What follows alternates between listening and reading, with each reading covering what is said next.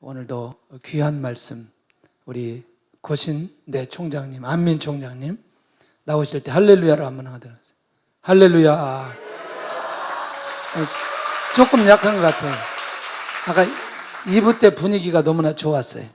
다시 할렐루야, 할렐루야. 네.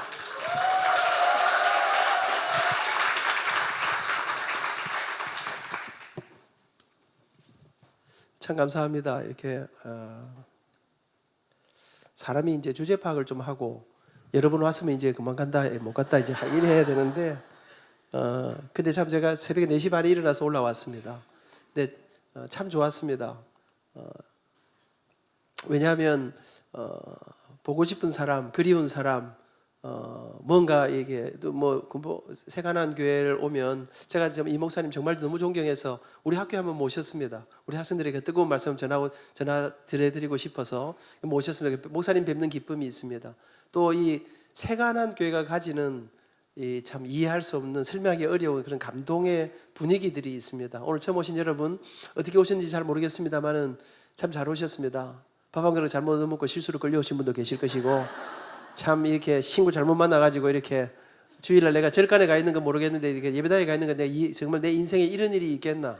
그렇습니다. 우리 인생에 참 예상치 못한 그런 참 많은 일들이 있습니다. 제가 오늘 어쩌다가 1부 때 제가 전혀 예상하지 못한 이야기를 했는데 우리 아들 이야기를 했는데 제 아들이 둘입니다. 나는 사람들이 그런 어제 아들만 둘이 있는데 불쌍해서 어째 사노? 뭐 제 집사람이 불쌍하다 이러는데 저희들은 전혀 그런 생각하지 않았거든요. 아들 둘하고 충분히 행복하고 좋았습니다. 근데 이제 며느리가 딱 들어오니까 멋심하고 좀 다르구나. 약간 그런 느낌이 이제 좀 들기는 뭐 들었습니다. 그래도 불구하고 아들하고 참 좋았는데 오늘 새벽에 올라오다가 제가 카톡을 딱 여니까 그 페이스북을 딱 열었더니 우리 아들 글이 올라와 있더라고요. 그 아이가 글을 아주 조금 전문적인 글을 썼는데 제 아들이 정치학을 하는데 거기에다가 저는 참 우리 아들이요 정치학 한다 할 때 제가 정말 이 가슴이 무너지는데 어찌 하도 뭐 다 나누고 정치학을 한단 말입니까?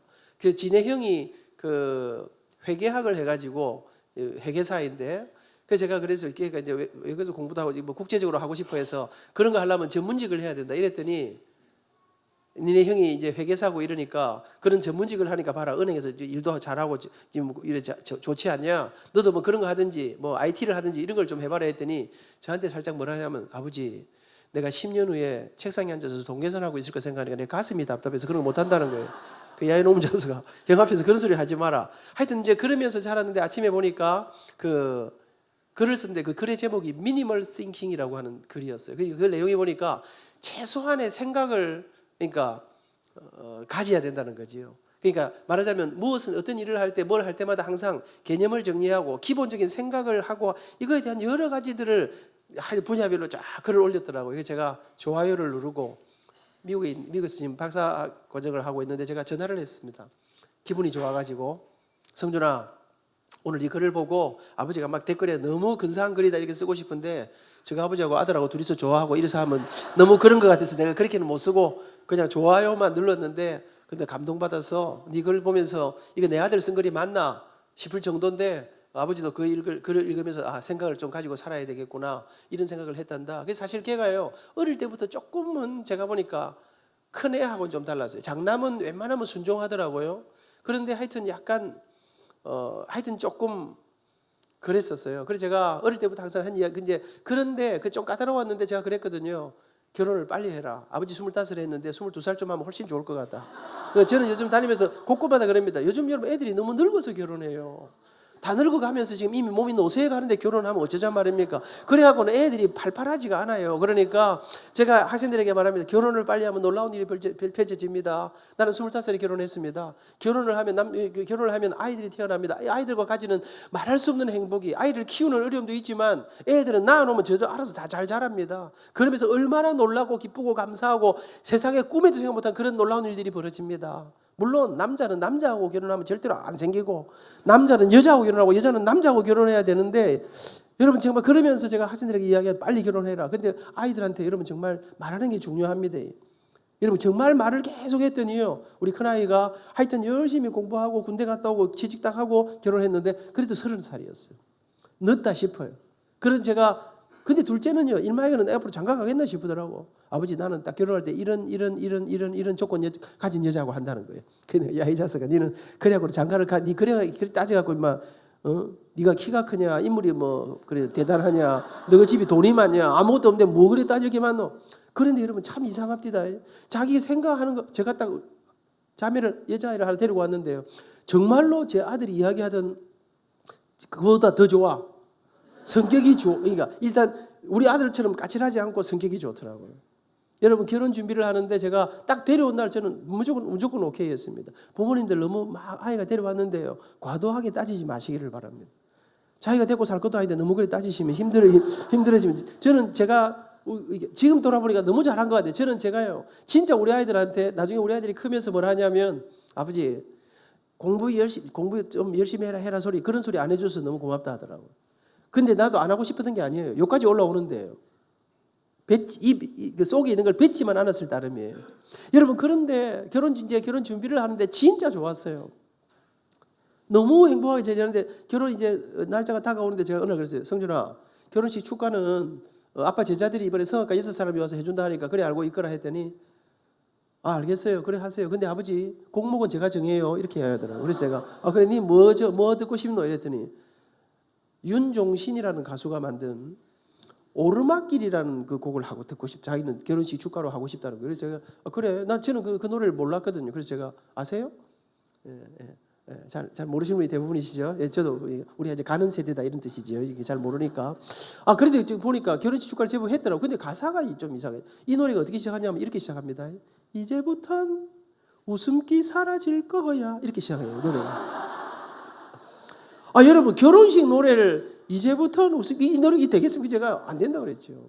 안 돼, 이런 노래 하면 안 돼. 그랬더니 아빠 내용이 얼마나 아버지 잘 보지도 못하고 않고 내용이 얼마나 좋아요. 내용은 좋아요. 무슨 말이냐면 오르막길을 올라가는데 시작할 때는 힘들고 어렵다, 올라가는 길이 힘들고 어렵다는 거예요. 그런데 절대로 포기하지 말고, 올라가다가 손을 좀 놓쳐도 포기하지 않고 올라가면 그 맨 꼭대기에 올라가면 거기는 좁다는 거예요. 그래서 거기를 가면 다시 만나게 되니까 절대로 포기하지 말고 올라가자, 뭐 그런 내용이에요. 그런 내용이 나쁘지 않아요. 그래서 제가 그래서 근데 그래도 안 돼. 내가 나는 내 아들이 힘들고 어려운 길을 기쁘고 즐겁고 감사하게 손 딱 잡고 절대로 안 놓치고 같이 올라가기를 원하지, 웃음기 사라지고 손 놓치고 이런 거 안 하기를 원한다. 내가. 예수 믿는 사람은 특별히 여러분 여러분 입으로 말하는 게 굉장히 중요합니다. 생각은 해도요, 입으로 안 내뱉는 게 좋습니다. 자기 감정을 다 제가 60몇 년을 살아보니까 제가 다니는 교회가 사익동교회인데 사익동교회도 참 분위기가 좋아요. 왜냐하면 지 하고 싶은 소리 다 하면 분위기가 상그럽습니다. 근데 하고 싶은 이야기 중에서 안 좋은 이야기는 절제를 많이 하더라고요. 제가 성경에 보니까, 성경에는 하나님께서, 예수 믿는 사람들은 언제나 어려움이 생기거나 무슨 문제가 생기면 기도를 합니다. 그 기도하는 이유가 뭐냐면, 우리가 기도하면 우리가 믿는 하나님께서 들으시거든요. 들으시고 하나님 우리 기도에 응답하시는데, 이 성경에 이렇게 있어요. 하나님이 내 귀에 들린 대로 내가 행하리라, 이렇게 써져 있습니다. 그러니까 성준아, 네가 이제부터는 웃음기 사라지기 이래 하면 그런 거 안 좋아. 아버지는 네가 그렇게 안 하기를 원해. 근데 이렇게 살살 싸우기 시작했습니다.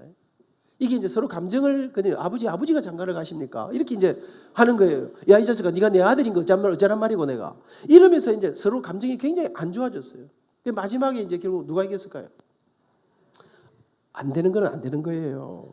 그래서 제가 이겼어요. 그래서 맞아요. 그래갖고 아들이 포기를 했어요. 알겠어요, 아버지. 아버지 마음대로 하세요. 장가를 누가 가는지 모르겠네요. 이러면서 이제 하여튼, 근데 굉장히 기분 나쁘게 제가 이겼어요. 결혼식 날짜가 다가오는데 진짜 마음이 그래요. 그래 결혼식이 이제 날짜가 다가왔어요. 아름다운 예배당에서 멋진 신랑 신부와 함께 사람들과 함께 결혼식을 시작했습니다. 축가를 했습니다. 무슨 노래 했을까요? 뺐다 가시네. 오르막길 안 된다는데 왜 자꾸만 오르막길을. 그날 축가는 우리 마음을 다담아서 우리 아이들을 축복하고 싶어서, 그래서 축복하노라라는 노래를 사역가들했습니다. 나의 은총을 입으니여 너를 아노라, 너의 이름을 내가 아노라, 나의 사랑을 아느니여 함께 가노라, 내가 친히 함께 가노라, 내가 너로 편케하며 나의 모든 선함으로. 성악가 6사람이 멋지게 불렀습니다. 일절이 다 끝나고 간주를 하는데 피아노 트리오가 간주를 했습니다. 간주를 하고 간주가 다 끝났습니다. 간주할 동안에 제 아들이 큰 아들이 이제 결혼해서 이제 손녀가 있습니다. 그 아이들이 나오고 우리 며느라의 남동생이 군인 장교인데 나와서 꽃다발을 주고 이제 형제들 간에 그 축복을 했습니다. 그 축복하고 나가고 나서 간주가 끝나고 이제 뒤를 따라 나오는데 시부모석에 앉아있던 제 아내가 일어나서 내가 너로 변케하며 나의 모든 선함으로 너의 앞을 지나며 나의 이름으로 너를 지키리라. 그 다음에 제가 일어나서 나의 은총을 이분이여 나의 사랑을 아느니여 내가 너를 축복하노라. 시어머니 시아버지가 일어나서 축복을 하는데 우리 며느라이가 막 울더라고요. 아들놈이 아버지 노래 듣다가 정신을 못 차리고 뭐 수건 꺼내갖고 이제 뭐 닦아주고 이러더라고요. 그렇게 축가가 끝이 났습니다. 노래가 끝이 났는데 반주가 계속되는 거예요. 짠짠 그러면서 노래 하나가 그 다음에 따라 나왔습니다. 오르막길에 후렴이 따라 나오기 시작했습니다. 앞에 시작 가사는 이제부턴 웃음기 사라질 거야 이렇게 시작하는데 후렴은 괜찮더라고요. 사랑의 이 길 함께 걷는 그대여 굳이 고된 나를 택한 그대여 거친 바람이 불 때면 저 높은 곳을 생각해 올라온 만큼 아름다운 우리 길 기억해. 노래가 부르는데 우리 아들과 며느리가 서서 막 울더라고요. 왜? 우리 아버지 엄청 고민했구나. 여러분 저는 그 아들하고 이 스트럭을 하다가 이 오르막길을 100번 이상 들었습니다. 우리 아들이 여러분 한편 제 마음속에 그렇게 생각하는데 제 마음속에 고맙다. 어린 아들이 젊은 아들이 우리의 가는 길이 좁은 길이라는 것을 생각하고 그 좁은 길을 함께 결혼의 길이 그들의 가는 길이 좁은 길인데 그럼에도 불구하고 끝까지 포기하지 않고 올라가리라. 여러분 그런데 여러분 아들이 울고 있습니다. 아버지의 마음이 어떤 것인가? 아버지에게는 자식에게는 조금이라도 좋지 않은 것들을 주고 싶지 않은 아버지. 그러면서 여러분 이 후렴과 이 노래를 통해서 우리 아들 저희하고 저희들이 훨씬 더 가까워졌어요. 오늘 아침에 제가 전화해서 준아 글 멋있어. 여러분 그러면서 더 깊이 점점 다가가는 그러면서 제 가슴 속에 세상에 그 무엇으로도 줄 수 없는 그 행복들을 여러분 함께 한 꿈을 꾸고 한 길을 걸어가고 한 믿음을 가지고 우리 아버지가 가는 길이 무엇인가? 내 아들은 어떤 길을 가기를 소원하는가? 그 길을 함께 가는 그런 행복을 가지고 살아가는. 여러분 오늘 제 가슴 속에 이곳에 올라오면서 새가 하나님 교회를 생각하는 행복, 기쁨, 우리 아들과 함께 짧게 나누었던 그래서 시카고 샴페인에 있는 아들과 함께 통화를 하면서 며느리와 통화를 하면서 또 이제 곧 태어날 우리 손주에게 안부 인사를 전하면서 느끼는 이 행복들. 여러분들은 어떻게 행복하신지 모르겠습니다. 오늘 이 자리에 오신 여러분, 여러분은 행복하지? 저는 오늘 여러분과 함께 행복에 관한 이야기를 하려고 생각합니다. 세상에 살아가는 모든 사람들은 정말로 다 행복하기를 원합니다. 행복하기를 꿈꿉니다. 이 세상의 모든 사람들의 공통된 소망이 멋지고 자랑스럽고 아름답고 행복한 인생을 살고 싶다는 것 아니겠습니까? 근데 여러분, 제가 기억해 봅니다. 어린 때 우리 시절에 우리가 눈을 뜨고 나면 우리나라 사람들 참 노래를 좋아하지 않습니까? 한국은 언제나 음악과 함께. 그래서 눈을 뜨면 언제나 새마을 노래가 울려 퍼졌습니다. 새벽종이 울렸네, 새 아침이 밝았네. 그리고 여러분, 그리고 이제 아침이 되고 이제 출근을 하고 나면 청소차들이 우리나라 전체를 돌면서 부르고 다니는 노래가 있었습니다. 그게 무슨 노래였습니까? 잘 살아보세, 잘 살아보세, 우리도 한번 잘 살아보세. 여러분, 우리나라가 가난하고 힘들고 어려웠던 그 시절, 내 아이들 제대로 먹이고 제대로 입히고 제대로 공부만 시킬 수 있다면 그때는 좋은 날이 안 오겠나. 우리 모든 사람들의 가슴 속에 좀 더 나은 인생, 좀 더 아름다운 멋진 인생을 꿈꾸면서 그 날이 오면 좋은 날이 올 거라고 생각하며 열심히 살았습니다. 근데 여러분 이게 웬일입니까? 이제 우리가 정말 그렇게 노래하고 살았더니 우리나라가 정말 부자 나라가 됐습니다. 제가 다녀보니까요, 세계에서 제일 잘 사는 나라가 우리나라예요. 제일 잘 있는 나라가 우리나라예요. 제일 잘 먹는 나라가 우리나라예요. 제일 편한 나라가 우리나라예요. 의료보험 이렇게 좋은 나라가 없어요. 우리 제 아들이, 큰아들이 싱가포르 사는데요, 애기 놓고 뭐 일하면 3천만 원, 4천만 원 그래요. 우리나라는 병원 가면, 미국 병원 가면요, 뭐 진찰 조금 하면 200불, 20만 원, 뭐 주사 맞고 좀 일하면 200불, 20만 원이에요. 우리나라는 진찰하고 주사 맞고 다 하고 3,000원. 이게 우리나라는 천당이에요. 여러분 이게 아들이 한국 오면 막 병원이 가고 싶대. 왜? 돈이 싸니까. 여러분 그러니까 이런 나라가 없어요. 진짜 좋은 나라가 돼서 이렇게 편한 나라가 세계에 없습니다. 여러분 밤에 이렇게 마음껏 돌아다닐 수 있는 나라가 없습니다. 근데 여러분 이렇게 마음껏 먹고 마음껏 입고 제대로 이 가장 편리한 나라를 살아가는데 작년 1년 동안 우리나라 사람들 약 2만 명이 자살을 했습니다. 우리나라가 OECD 국가 가운데 자살률 랭킹 1위를 달리고 있습니다. 사랑하는 여러분, 모두가 행복한 그날을 꿈꾸면서 열심히 일했는데 땀 흘려 돈을 벌었는데 부자 나라가 됐는데 이혼율 랭킹 1위가 됐습니다. 사람들이 우리나라를 지옥 같은 나라라, 헬 조선이라 못 살겠다고 나라를 떠나고 있습니다. 사랑하는 여러분, 저는 이게 웬일일까? 모두가 행복을 꿈꾸는데 왜 사람들은 행복하지 않는 걸까? 어쩌면 행복할까? 돈을 많이 벌면, 출세하면, 너 좋은 집을 사면, 멋진 여자를 만나면, 키 큰 남자를 만나면 다 따져서 그렇게 달려왔는데 왜 사람들은 행복하지 않는 걸까? 생각하던 어느 날, 여러분 저도 힘들고 어리게 살아왔습니다. 근데 어느 날 이런 생각이 들었습니다. 그렇다. 오늘 우리가 너무나 많은 생각, 너무나 많은 고민을 하면서도 정작 가장 중요한 거 한 가지를 놓치고 있다는 생각을 하게 돼요. 그게 무엇입니까? 사람들은 생각합니다. 어떻게 하면 성공할까를 생각하고 어떻게 하면 행복할까를 생각하고 그 행복의 조건은 따지는데 정작 가장 중요한 한 가지, 행복이 무엇일까는 생각하지 않는 거 아닐까? 행복이 무엇인가는 모르고 행복하기를 원하며 달려가고 있는 것은 아닐까? 여러분 행복이 무엇인가요? 성공이 무엇일까요? 루이스 캐럴이라고 하는 하버드 대학 교수가 쓴 이상한 나라의 앨리스라는 책이 있습니다. 읽어보셨는지 모르겠습니다. 그 책에 보면 앨리스가 이상한 나라에 빠져들게 됩니다. 길을 찾아 헤맵니다. 이게 어딜까? 그리고 앨리스는 길 하나를 선택합니다. 근데 길을 찾아 도는데 길이 나오지 않습니다. 돌다 보면 그 자리고 돌다 보면 그 자리고 하루 종일 뺑뺑이를 돌다가 앨리스는 지쳐서 쓰러지게 됩니다. 아, 내가 이렇게 이상한 나라에 빠져 죽게 되는구나. 그렇게 쓰러져 있는 앨리스 앞에 고양이 한 마리가 지나갑니다. 채시어라는 고양이였습니다. 앨리스가 질문합니다. 고양이야, 내가 길을 잃어간다. 내가 어디로 가면 좋겠니? 그때 고양이가 말합니다. 너 어디 가는데? 그때 앨리스가 말합니다. 어디 가는지 모르지. 알면 묻겠냐? 내가 지금 죽겠으니까 빨리 길이나 좀 가르쳐다오. 그때 고양이는, 채시어는 앨리스를 비웃듯이 바라보면서 한마디를 던지고 자기 길을 떠납니다. 너 어디 가는지 모르면 아무데도 못 가. 여러분 어디 가는지 모르면 아무데도 못 가는 것입니다. 행복이 무엇인지 모르면 우리는 그 행복에 도달할지 모르는 것입니다. 도달하지 못할지도 모르는 것입니다. 여러분 무엇을 아는가?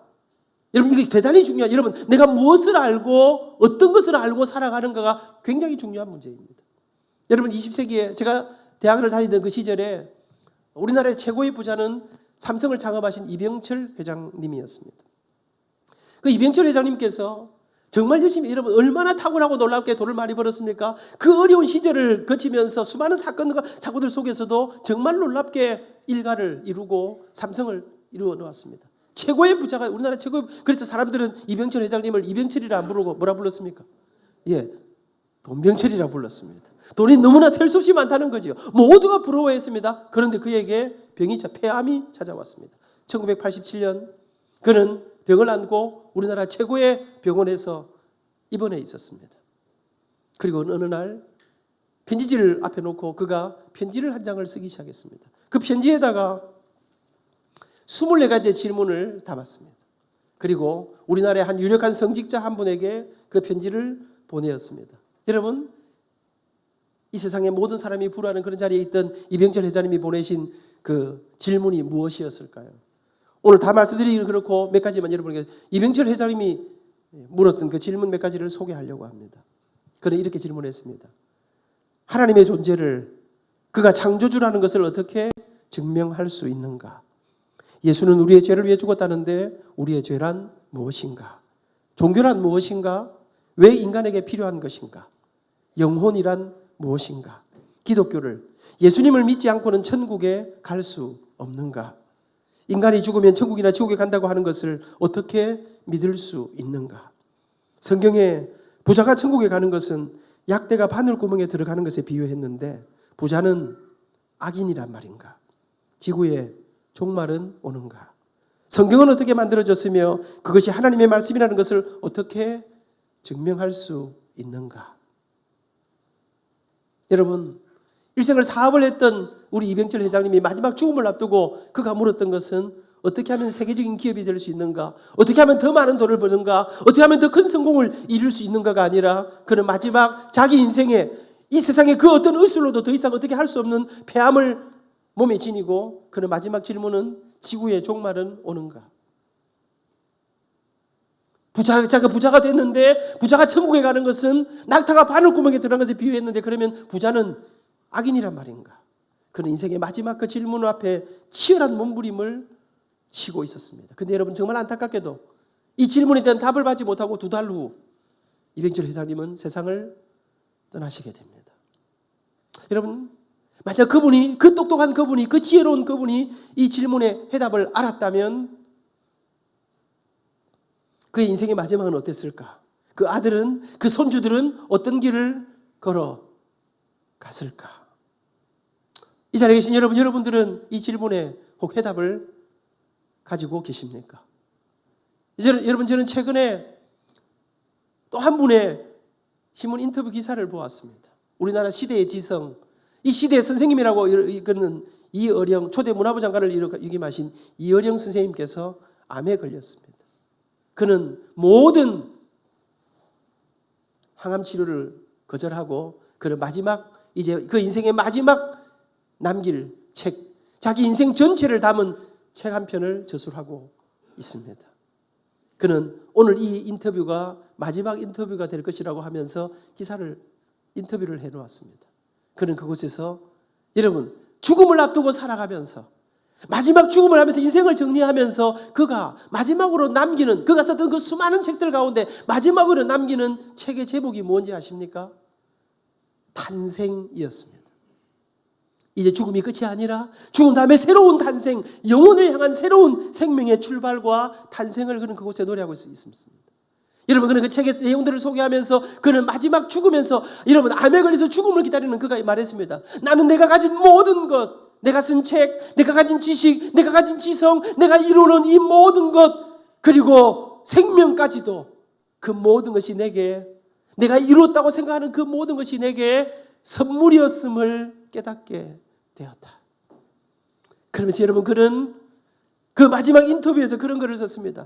나는 이 세상에 내가 무엇인가 내가 가진 지성으로 모든 것을 이루기 위해서 달려가던 어느 날 내 딸은 죽음의 절망과 고통 가운데 이혼을 하면서 암을 가지고 고통 가운데 있을 때 나는 그 딸을 돌아보지 않았습니다. 그랬는데 나는 내 할 일이 너무 바빴는데 그때 그 딸의 옆에 이민아 변호사의 옆에 내가 함께 해주던 아버지의 자리가 비어진 그 자리에 나를 대신했던 아버지가 내 딸의 곁에 계셨습니다. 그분이 예수님이었습니다. 그분이 신이었습니다. 그리고 그 딸은 그 많은 어려움 속에서도 아버지에게 아빠 힘들어요, 아빠 죽겠어요 이런 말을 한마디도 하지 않던 그가 암을 안고 마지막 그의 전 삶을 다 바쳐서 젊은이들을 살리고 젊은이들을 깨우는 일들을 하다가 53살에 죽으면서 그가 마지막 죽음이 다가오는 어느 날 아버지에게 아버지가 예수님을 아실 수만 있다면 아버지가 예수님을 만나실 수만 있다면 아버지 정말 우리 아버지가 그 예수님을 믿게만 된다면 내 인생에 이제 더 이상 여한은 없을 것 같아요. 내 딸이 언제나 쿨했던 내 딸이 마지막 순간 아버지에게 소개하고 싶었던 그분을 내가 이제 너무 늦게 그분을 만나고 성경은 이어령 선생님이 하시는 말씀입니다. 나중된 자가 먼저 되고 먼저 된 자가 나중된다고 했는데 이제는 딸이 아버지를 따라오는 것이 아니라 내가 이제 내 딸이 걸어갔던 그 길들을 걸어 그 예수님을 만나고 난 다음 내 인생은 그렇게 바뀌었어.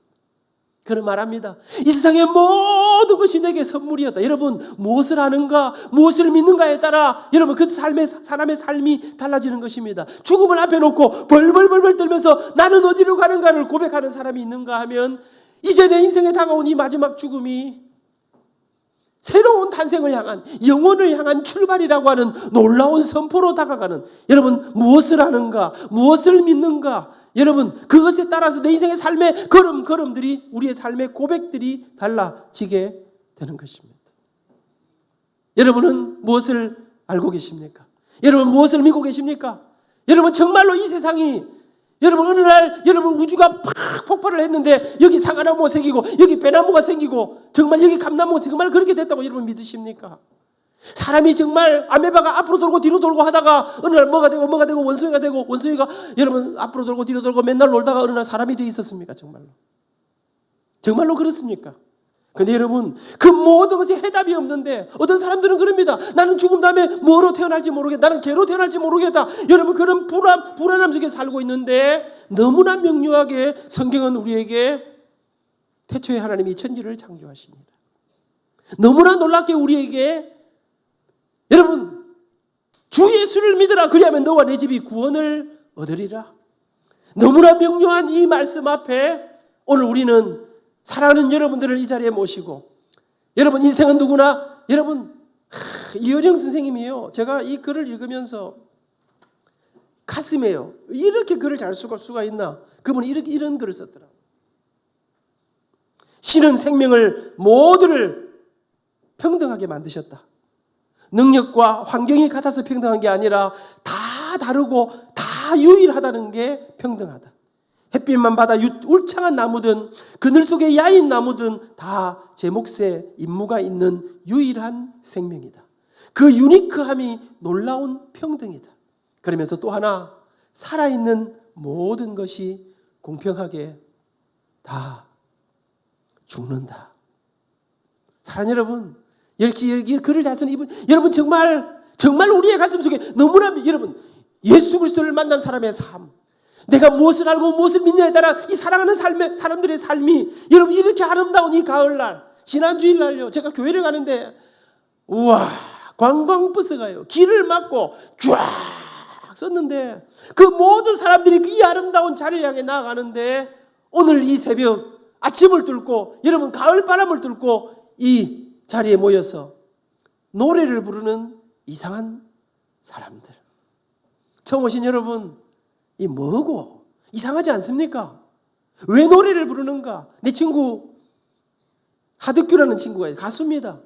여러분 그는 좀 더 멋진 노래, 좀 더 아름다운 노래, 좀 더 근사한 노래를 부르려고 어느 날 마약에 손을 댔습니다. 그러다가 그는 감옥에도 갔다 왔습니다. 근데 그가 놀랍게도 예수님을 만나고 난 다음 여러분 이 친구는 싱어송라이터입니다. 자기가 가사를 쓰고 그리고 그가 예수님을 만나고 회심을 하고 여러분 그가 썼던 첫 번째 노래가 가시나무라는 노래입니다. 이런 노래 아시는지 모르겠습니다. 이렇게 부르는 노래입니다. 내 속엔 내가 너무도 많아 당신의 쉴 곳 없네 내 속엔 헛된 바램들로 당신의 편할 곳 없네 내 속엔 내가 이길 수 없는 어둠 당신의 쉴 자리를 뺏고 내 속엔 내가 어쩔 수 없는 슬픔 무성한 가시나무 숲 같네 바람이 불면 그 메마른 가지 서로 부대끼며 울어대고 쉴 곳을 찾아 지쳐 날아온 어린 새들은 가시에 찔려 날아가고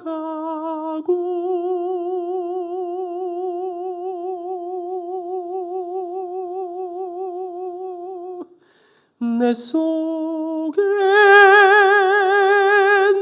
내가 너무도 많아서 당신의 쉴 곳 없네.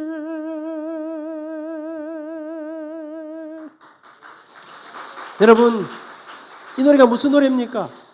여러분 그는 인기를 따라 정상을 따라 여러분 할 수 있는 모든 짓을 다 하면서 그 정상의 자리를 위해서 수단과 방법을 가리지 않고 노래를 부르며 가수의 길을 걸어갔습니다. 그러던 어느 날 그는 추락하는 것은 날개가 없다. 나락 속으로 여러분 마약을 하고 캄캄한 감옥 속에서, 그리고 그는 어느 날 여러분 이 세상 예수님을 만나고 난 다음, 여러분 그는 이 가슴 속에 정말 놀라운 것들로 채우려 했는데 예수님을 만나고 나니까 내 가슴을 열었더니 그 속에는 가시덤불로 가득한, 우리 예수님이 앉으실 자리는 이 세상에 아름다운 아무것도 없이 예수님을 만나고 나니까 너무나 처절하게 무너져버린 가시덤불로 가득한 무너진 나 자신의 모습을 고백한 노래입니다. 여러분 주님을 만나고 나서 비로소 내 속에 아무것도 없는 처절한 무너져버린 내 인생을, 그리고 나면 여러분 그동안은 여러분 가수가 되고 인기를 얻기 위해서는 무슨 일이 다 했는데, 그리고 나서 그는 평생에 사람을 살리는 일들을 위해서, 이제는 건강하고 아름다운 노래들로 사람을 살리고 세상을 살리는 이 일들을 위해서 사람의 방향을 바꾸는, 여러분 무엇을 하는가 무엇을 믿느냐에 따라서 인생의 길이 바뀌는 것입니다. 여러분 저는 고신대학교 총장을 하고 있습니다. 저는 제가 총장하게 될 줄은 꿈에도 꼭 생각하지 못했습니다. 왜? 여러분 저는 서울대 성악과를 나왔습니다. 음악을 했습니다. 여러분 제가 음대를 들어갈 때 우리 집은 너무나 가난하고 어려웠습니다. 여러분 기적처럼 저는 학교를 들어갔습니다. 그랬는데 들어가 보니까 이 음악이라는 게요, 돈이 좀 있어야 하는 거죠. 다들 이제 내 친구들은 우리나라의 부총리 딸, 장관 아들, 전라북도 도의사님 딸, 재벌 집안의 아이들이 많았습니다. 그러니까요 조금 있으니까 대학 졸업도 안 하고 이태리로, 독일로, 프랑스로 유학을 가더라고요. 여러분 제가 이 음악이라는 게 나처럼 가난뱅이로 와서 노는 게 아니구나 이런 느낌이 들었습니다. 여러분 저는 이 예수 믿는 사람들은요, 기독교 교인들은요 힘들고 어려울 때 앞뒤로 길이 없을 때 우리는 기도를 합니다. 그러면 우리 주님께서는 하늘로부터 길을 여시면서 우리에게 갈 길을 열어주시는데, 제가 기도했습니다. 대학교 2학년 때 아버지는 많은 빚을 제게 물려주시고 세상을 떠나셨습니다. 여러분 저는 하나님, 그러면서 아르바이트를 하면서 새벽마다 나와서 기도해서 하나님 저 좀 도와주세요. 저 좀 밀어주세요. 나도 대학원도 가고 유학도 가고 싶습니다. 그런데 하나님 나는 이 세상에 길이 안 보입니다. 하나님 당신은 약자편 아니십니까? 석기의 절마저거는 우리 교회 담임 목사님 아들 이름이었습니다. 자기 아버지가 목사니까 밀어주고 땡겨주고 기도해주고 오만 거 다 할 거 아닙니까? 근데 하나님 나는 나를 밀어줄 아버지가 안 계십니다. 하나님 초라한 우리 엄마가 저 영도 총구석에서 오늘도 이 아들 하나 바라보고 새우마다 울고 계신데 나 빨리 가서 우리 어머니 모시고 살게 나 좀 도와주세요. 제가 몇 달을 울었습니다.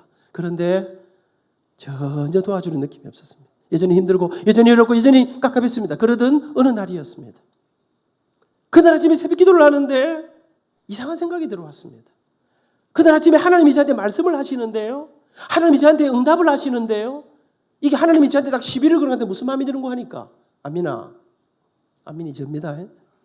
아민아, 너는 근데 맨날 그 기도할 때마다 뭐 이렇게 불만이 많고 달라는 게 그래 맞냐? 네가 먼저 네가 가진 것을 먼저 한번 하나님 앞에 한번 내놔봐라. 그러면 하나님이 너를 밀어주니 땡겨주니 할까 아이가? 여러분 제 한쪽 가슴에 뭔가를 내놓으라 마음이 자꾸만 그날 아침에 들어오는데, 여러분 저는 가진 게 없었거든요. 하나님 뭐가 있어야 내놓을 거 아닙니까? 그렇게 몇 달도, 여러분 저는 언제나 맑고 밝고 환하게 낙천적으로 살았습니다. 그런데 그렇게 몇 달이 지나가는 어느 날, 여러분 새벽마다 절망하면서 울고 있던 어느 날 제 머릿속에 갑자기, 그래 내가 가진 게 아무것도 없지만 내가 다른 거는 뭘 해도 내가 이 몸으로 때우는 거 내가 뭘 못하겠노? 내가 돈도 아무것도 없지만, 여러분 그러면서 여러분 제가 어릴 때부터요, 저는 이 승부근성이, 저는 뭐 맡았다면 최선을 다합니다. 내게 맡겨진 일은 면달밤을 지새우도 해내고야만 합니다. 오늘도 좀 열심히 하는 거 안 같습니까? 말로 빨리빨리 하고. 여러분 제 마음속에, 그래 내가 지금부터 우리 교회 안에, 여러분 제 마음속에 아픈 사람들을 찾아다녀야 되겠다. 여러분 제가 참 생각해 보니까요, 제가 정말 어릴 때부터 참 이상해요. 제가 제가 장가갈 때 몸무게가 49.5kg였습니다. 그러니까 별로 생겼는데 이상하게 어릴 때부터 여성들이 저를 사랑하고 많이 도와주고 이렇게 많이, 하여튼 막 인기가 있더라고요. 근데 문제는 이 젊은 여자들은 별로 제가 그런 감동이 없고, 할머니들이 저를 참 좋아하셨어요. 우리 교회, 제가 처음에는 우리 교회 어려운 분들, 아픈 분들, 편찮은 분들 찾아다니기 시작했습니다. 죽음을 앞두고 벌벌 벌는 다른 사람들에게, 여러분 제가요 정말 지금 생각해 보면 놀라워요. 아픈 사람 찾아가니까 죽음을 앞에 놓고 벌벌, 이런 이병철 회장님 같은 고통을 가지고 있는데, 제가 사람은 죄 때문에 죽습니다. 그 죄에서 누구도 우리를 건질 사람은 없었는데 성경은 예수님이 말씀하셨습니다. 죄의 삭은 사망이라. 그런데 주 예수님을 믿기만 하면 하나님이 우리에게 보시나 우리의 죄값을 대신 치르기 위해서 하나님께서 당신의 아들 예수님을 이 땅에 보내셨습니다. 그 예수님께서 십자가를 지셨습니다. 그 예수님을 믿기만 하면, 그 십자가의 보혈로 우리 죄값을 지르신 그 예수님을 믿기만 하면, 내가 죄인인 것을 고백하기만 하면, 예수님 앞에 도와달라고 손만 내밀면 우리 주님이 아버님의 인생을, 아버님의 영혼을 책임져 주실 것입니다. 근데 여러분, 놀랍게도 그 죽음 속에서 벌벌 떨는 사람들이 예수님을 영접하고 놀라운 감동, 여러분, 예수 믿는다는 것은 굉장한 일입니다. 이런 일들이 벌어지기 시작했습니다. 어느 날 제 머릿속에 우리 교회 안에 말고 이 세상 바깥에 내가 찾아가 줄 사람이 없을까? 그리고는 제가 전국에 있는 나환자촌, 고아원, 양도원, 교도소 여러분 다니기 시작했는데요. 아직도 못 있습니다.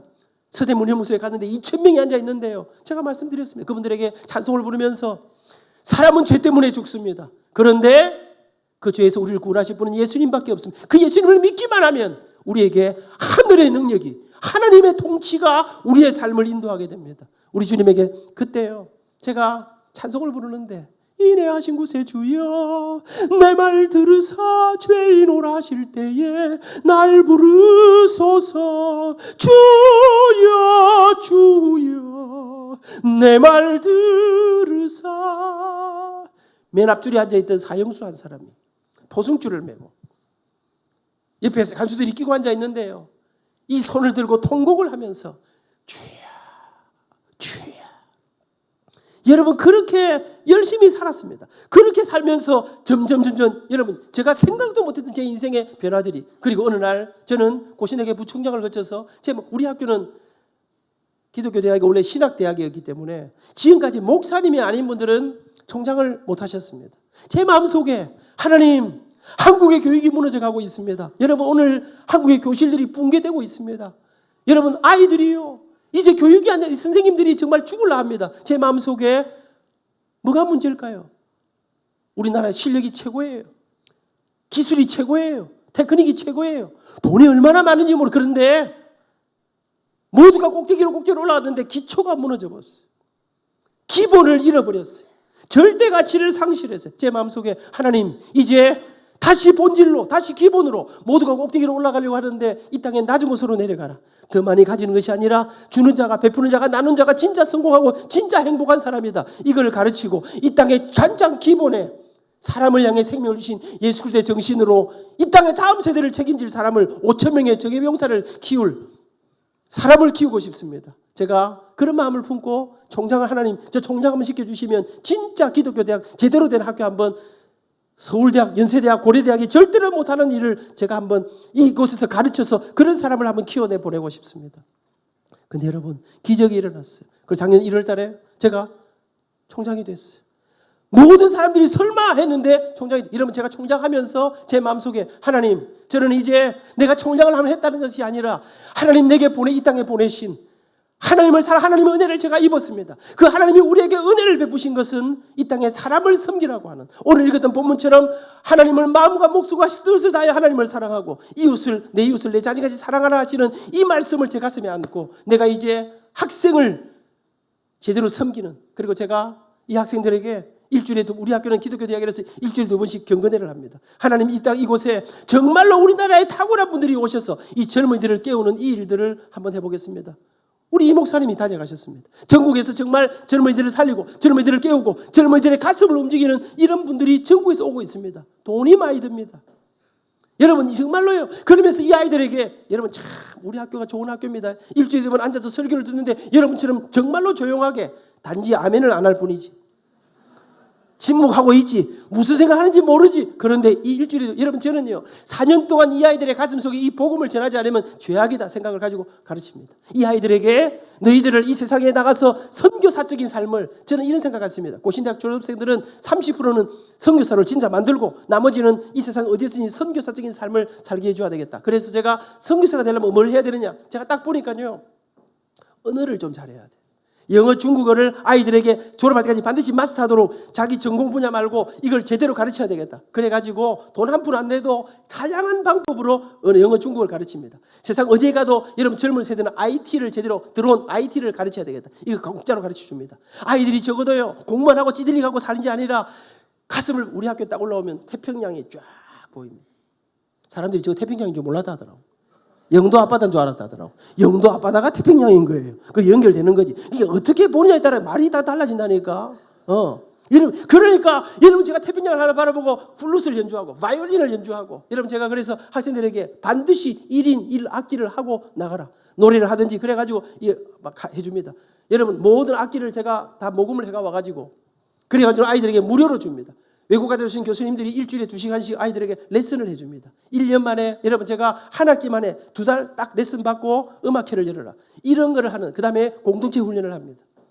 여러분 영어 교실도요, 그냥 이게 앉아서 영어 하는 게 아닙니다. 축구를 영어로 하는 교실이 있습니다. 아이들이 보니까요, 교실에서 하는 수업은 많이 안 와요. 축구를 영어로 한다 이러니까 절대로 야야야 공 던지라 이런 거 못 합니다. 헤이 반드시 이제 영어를 통해 가지고 모든 거를 해야 됩니다. 그러니까 한국말 하면 그 사람은 휙 불고 쫓겨납니다. 그러니까 근데 여러분 이상하지요. 방에서 한 거 말고요, 거기서 한 영어는 잊어먹지를 않아요, 애들이. 그러면서 아이들을 언어, IT, 문화, 그 다음에 공동체 훈련, 그 다음에 적어도 재학할 동안에 몇 번은 외국 가서 제대로 가서 짧게는 2개월, 짧게는 6개월, 짧게는 길게는 1년 이렇게 가서 공부해라.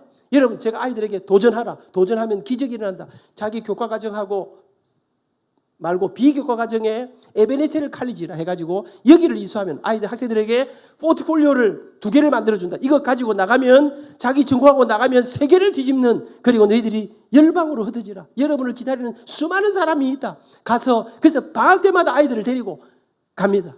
그런데 여러분 제가 이런 일들을 하면서 진짜 제대로 된 학교를 만들겠습니다. 학생들을 위해서 정말 첨단의 길들을 걸어가겠습니다. 학생들을 위해서 모든 걸 하겠습니다. 그런데 여러분 이거 다 하려니까요, 다 돈이 들어. 그래서 제가 이사회 앞에 제가 총장이 되면 급하게 300억을 만들겠습니다. 이거 하는데 돈이 필요합니다. 제가 총장 되려고 풍 친 게 아닙니다. 제가 그랬습니다. 이것은 총장이 되는 공약이 아니라 반드시 지금 학교가 제대로 하려면 반드시 필요한 것입니다. 그리고 총장이 됐습니다. 여러분 정말로 놀랍게도요, 딱 총장이 되고 몇 달 만에 정부에 지원금을 해가지고 우리 학교가 90억을 받았습니다. 우리 병원이 92억을 받았습니다. 여러분 100억을 약속했는데 180, 여러분 교회는요, 여러분 기도하고 우리가 믿는 바를 대로 따라 나가면 기적이 일어나는데 180억이 들어왔어요. 여러분 제가 총장이 딱 됐는데 총장 차를 사야 된다 하더라고요. 그래서 제가 총장도 조그만하고 학교도 조그만하고 돈도 없고 이러니까 조그만한 차를 사라 그랬어요. K5 사라 그랬어요. 그랬더니 총장은 그레이드가 있기 때문에 딱 어느 수준으로 정해져 있다는 거예요. 그런 거 안 된다는 거예요. 엄청 비싼 차를 사야 된다는 거예요. 그래서 내가 돈도 없는데 무슨, 지금 말이야 학생들이 쓸 돈도 없는데 무슨 안 돼. 그랬더니 그래서 안 된다는 거예요.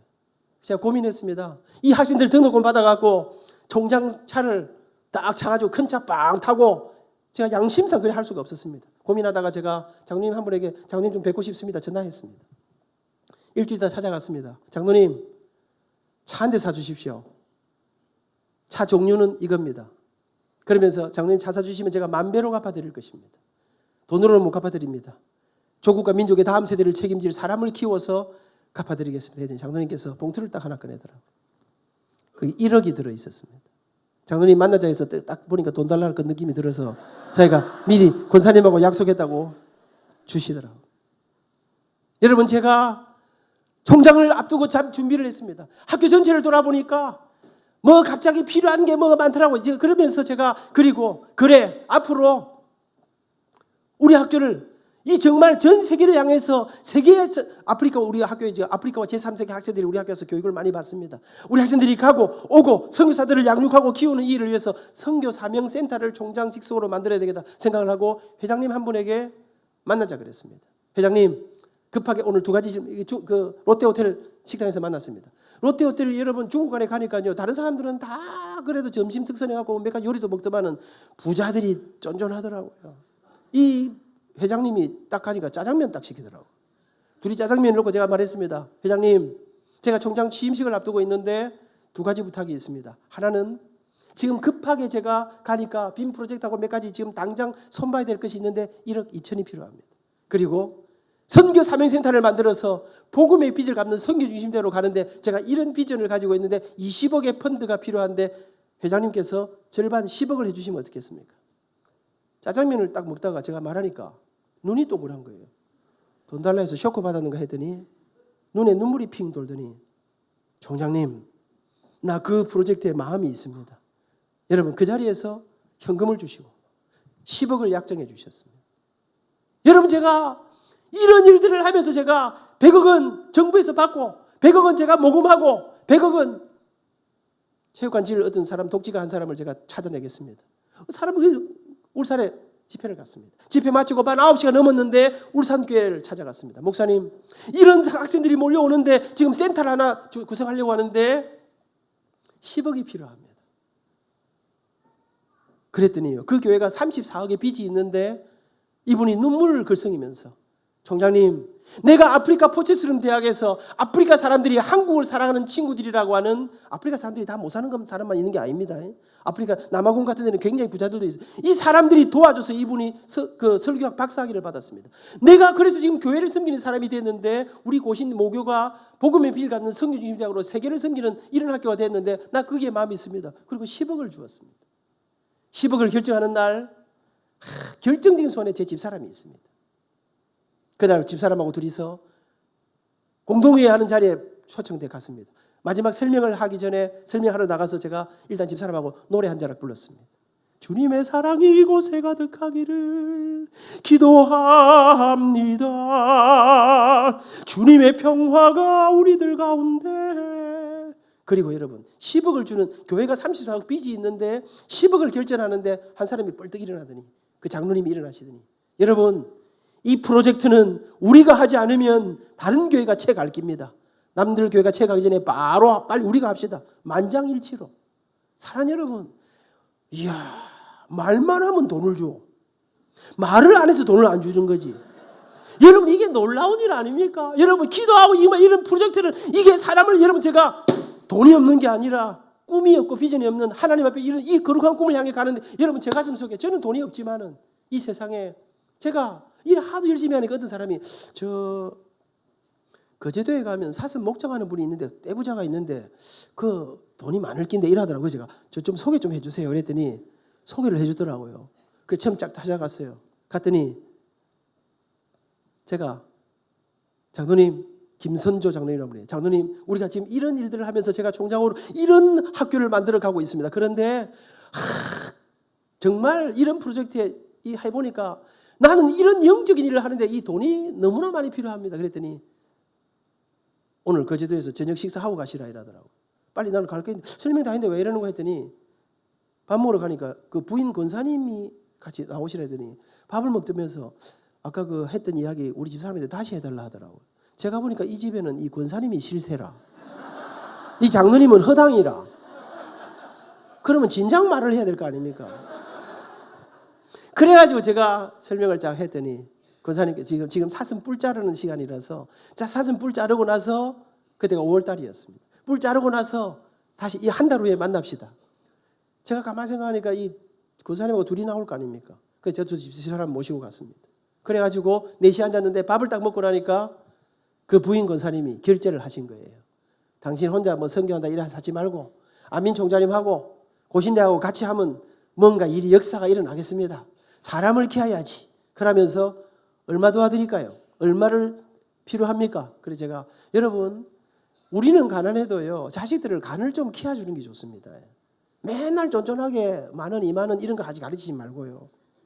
그래서 제가 간이 좀 컸으면 100억이 필요합니다 했어야 되는데 제가 그날 25억이 필요합니다 그랬어요.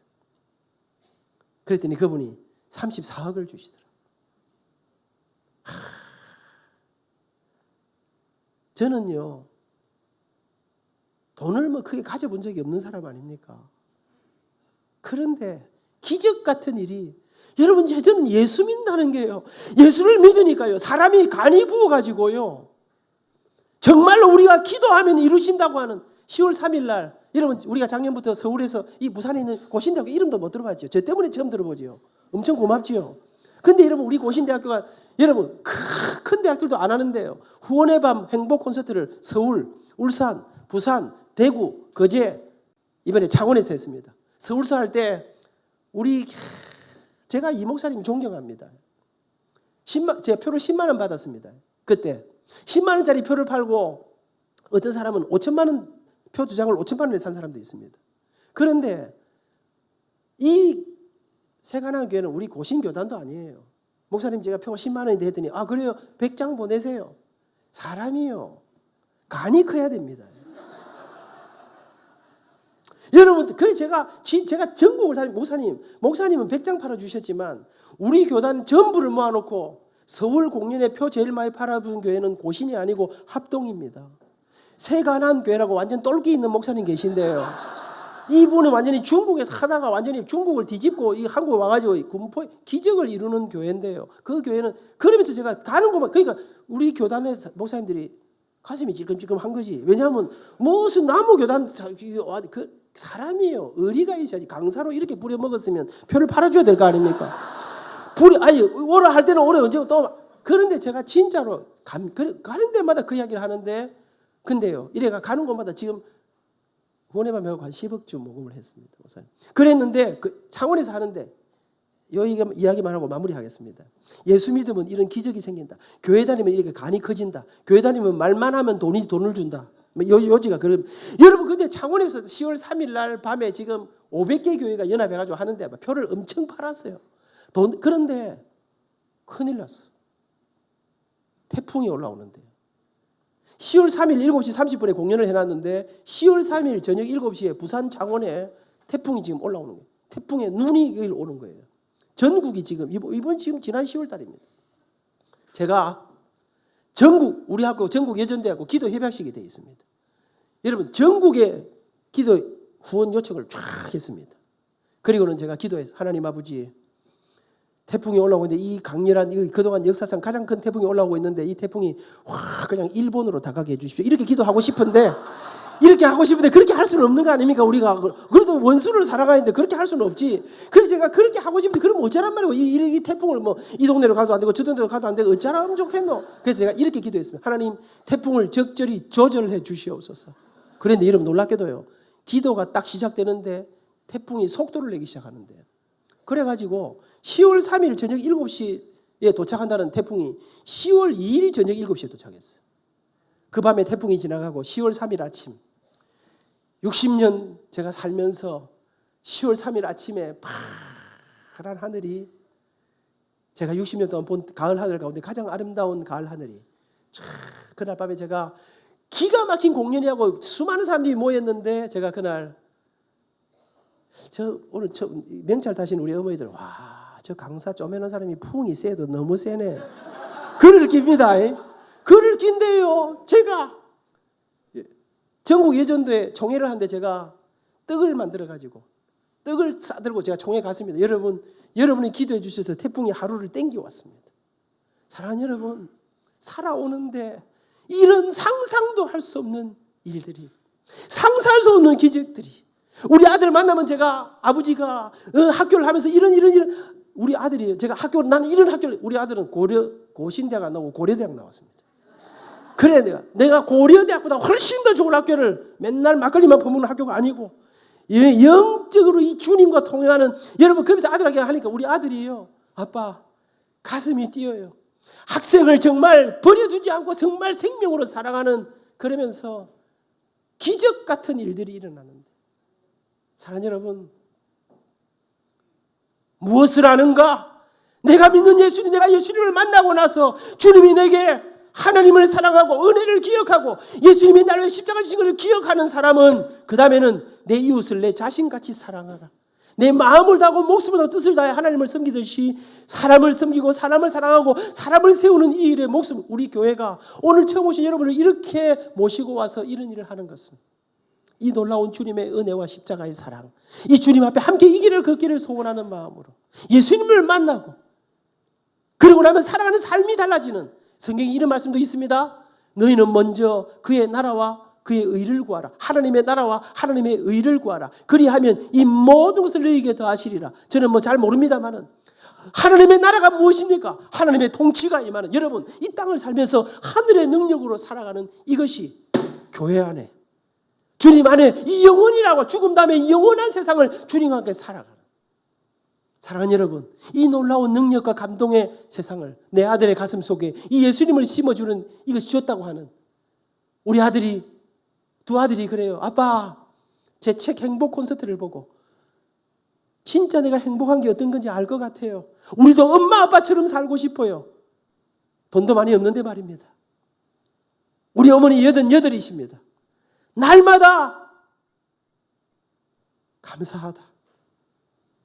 30년 된 아파트에 사시면서도 여러분, 하나님의 은혜가 오늘 새벽 4시 반에 아들이 5시에 나오는데 잘 다녀오시게 우리 어머니가 계속해서 기도하고 계시거든. 사랑하는 여러분, 교회 안에, 복음 안에 이런 놀랍고 신비로운 비밀이 담겨 있습니다. 이 기적의 삶을 살아가지 않으시겠습니까?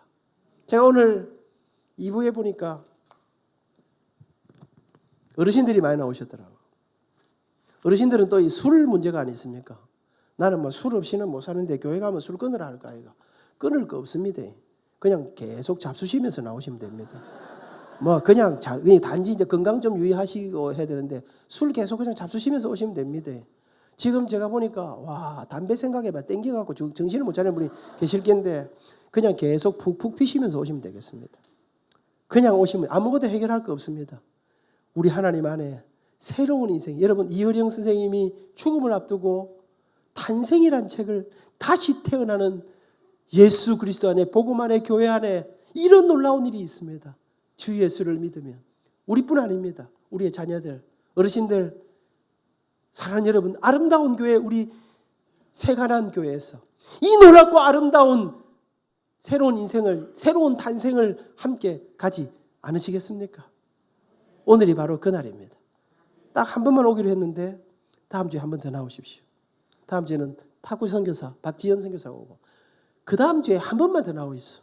그날은 진짜 주인공, 우리의 자랑 이기동 목사님께서, 저는 좀 길게 했죠. 목사님은 산뜻하고 예수님에 대해서, 교회에 대해서, 복음에 대해서 최고 전문가가 우리 목사님 아닙니까? 전 세계, 지난 주간에 필리핀 가서 수많은 사람들을 모아놓고 이 복음을, 사랑하는 여러분, 좋은 교회에서 새로운 영혼을 향한 아름다운 새로운 탄생의 출발을 함께하는 그런 날이 될 수 있기를 축복합니다. 감사합니다.